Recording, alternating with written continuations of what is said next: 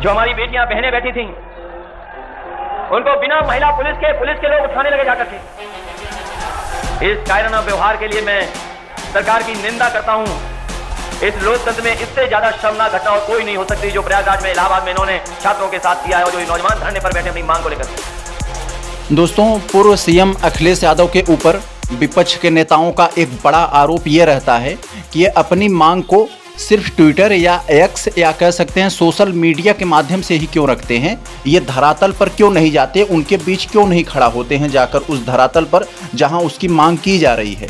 तो इसी तरह से एक इनके ऊपर अभी ये आरोप लगा जब हम सब लोग प्रयागराज के लोक सेवा आयोग पर यूपीपीएससी की परीक्षा 1 शिफ्ट 1 एग्जाम के लिए धरना दे रहे थे, नॉर्मलाइजेशन के खिलाफ धरना दे रहे थे। तो उस समय भी यह आरोप इनके ऊपर लगा, विपक्ष के नेताओं के द्वारा उठाया गया, तो ये बच्चों के बीच भी पहुंचा। तो यहाँ से ये मांग उठी कि भाई आप सोशल मीडिया के ही माध्यम से क्यों मांग रहे थे, आप हमारे बीच क्यों नहीं आए। तो इस बात को अखिलेश यादव तक पहुंची और उन्होंने इस बात को खंडन किया और बताया कि हम वहां क्यों नहीं आए। वैसे तो मेरी इच्छा यह भी थी कि मैं सबसे पहले उनके आंदोलन में शामिल होता जाकर के, उनके बीच बैठता जाकर के, लेकिन मैं ये बात जानता हूं बहुत सारे लोग छात्रों का, नौजवानों का आंदोलन को ये भी कहते थे कि राजनीति से प्रेरित है, इसलिए उस आंदोलन में नहीं गया। लेकिन मैं इस मंच के माध्यम से उनको बधाई भी देना चाहता हूं और उनका समर्थन भी करना चाहता हूं कि उनकी मांग जायज है। इसके बाद दोस्तों इन्होंने एक और बहुत ही महत्वपूर्ण घटना को उठाया, उसका जिक्र किया जिसकी हम सब लोग निंदा करते हैं। दोस्तों आपको बता दें कि जब हम लोग जिस समय लोक सेवा आयोग गेट नंबर 2 पर जब हम लोग धरना दे रहे थे तो उस समय वहाँ पर एक विकलांग लड़की भी थी जो कि बैसाखी लेकर आई थी।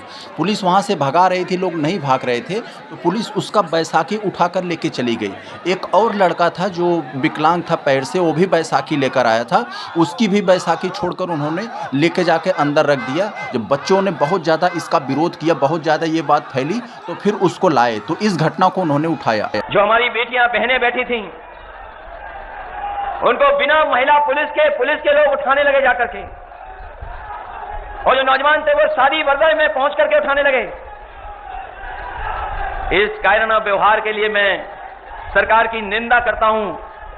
इस लोकतंत्र में इससे ज्यादा शर्मनाक घटना और कोई नहीं हो सकती जो प्रयागराज में, इलाहाबाद में इन्होंने छात्रों के साथ किया है और जो नौजवान धरने पर बैठे अपनी मांग को लेकर के। ये वही सरकार के लोग हैं जो लोग ये कहते हैं कि 1 नेशन 1 इलेक्शन। ये सरकार वो है जो कहती है 1 नेशन 1 इलेक्शन। लेकिन सोचिए उत्तर प्रदेश में एक चुनाव नहीं करा पा रहे हैं। चुनाव तो छोड़िए, जो हमारे छात्र नौजवान हैं उनकी परीक्षा भी नहीं करवा पा रहे हैं। जो लोग कहते हैं एक इलेक्शन पूरे देश में एक साथ हो जाए, वो हमारे नौजवानों की परीक्षा भी नहीं करा पा रहे हैं। लेकिन हम जानते हैं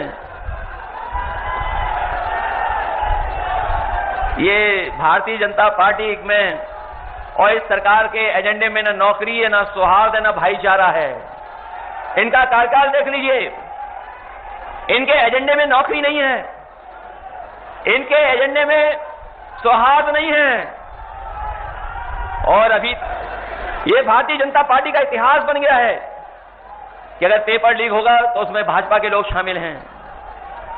पेपर लीक में भाजपा के लोग शामिल हैं। दोस्तों फिलहाल इस मुद्दे पर आप क्या कहना चाहते हैं, कमेंट बॉक्स में आप जरूर बताइएगा।